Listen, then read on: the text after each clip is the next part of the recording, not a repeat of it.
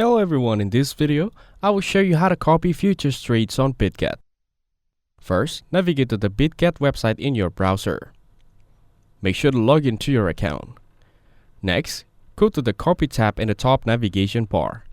You'll see options for futures copy trading, spot copy trading, and pot copy trading. Select the futures copy trading option from the drop-down menu. Here, you can trade faster using copy trading. Scroll down to view the Elite Trade Pro certified traders. Swipe right and click on Copy after selecting a trader.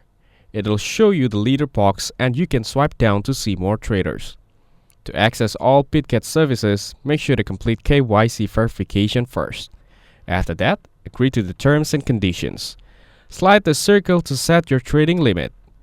Lastly, hit the next button to finalize your choice and start copying futures trades on Bitget.